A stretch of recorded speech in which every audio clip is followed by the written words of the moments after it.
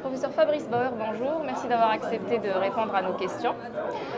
Alors, est-ce que vous pouvez nous parler de la fuite tricuspide chez l'insuffisant cardiaque? Est-ce que c'est quelque chose de fréquent?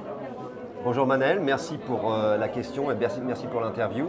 Donc la fuite tricuspide est quelque chose de très à la mode actuellement.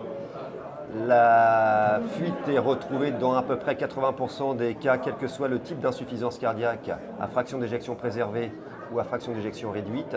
C'est un facteur qui est lié au pronostic de la pathologie, avec une mortalité qui croît à mesure que la sévérité est importante de cette fuite tricuspide. Et cette fuite tricuspide fait l'objet de beaucoup de recherches actuellement sur le plan thérapeutique. Et justement, sur le plan du traitement, comment on prend en charge les fuites tricuspides chez l'insuffisant cardiaque? Alors, il faut bien dichotomiser le patient qui est en décompensation cardiaque du patient qui est chronique congestif stabilisé. Donc, ce sont deux situations très différentes. Pour le patient qui est en décompensation cardiaque, il y a bien sûr une prise en charge qui est liée à la congestion, en privilégiant les diurétiques de lance, avec des doses qui sont maintenant calibrées par des protocoles et des objectifs de réponse. Ces patients sont également très comorbides, donc il faut faire très attention à la fibrillation atriale, qui est un facteur d'aggravation, et on sait que certaines techniques ablatives ont permis de faire régresser cette fuite tricuspide de manière très significative, voire la faire totalement disparaître.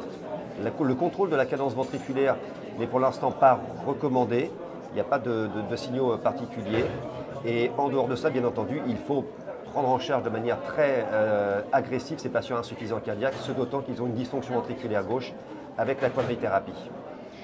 Y a-t-il un traitement interventionnel pour les fuites tricuspides qui ne répondraient pas au traitement médical? Alors, les traitements non pharmacologiques sont en cours d'évaluation. On a deux orientations, c'est soit la chirurgie avec une mortalité qui est extrêmement élevée, mais souvent des patients qui sont référés trop tard avec des comorbidités, et on a une mortalité qui est proche de 10 à 12%, donc ça n'est pas acceptable.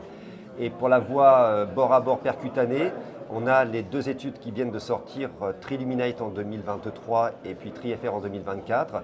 Donc ce sont des études qui sont intéressantes parce qu'effectivement on a une régression significative de la fuite tricuspide, mais on n'a pas de signal sur la morbimortalité. On a un signal uniquement sur l'amélioration de la qualité de vie, qui en soi est quelque chose de très important, mais qui ne suffit pas actuellement pour porter l'indication d'une réparation bord à bord. Bien entendu, en parallèle, on a de la recherche sur les valves percutanées, avec différents dispositifs qui sont explorés. Un résultat sur hémodynamique qui est très bon, mais il faut être très prudent sur le résultat fonctionnel, sur la morbimortalité de ces patients. Très bien, merci beaucoup. Merci beaucoup Manel.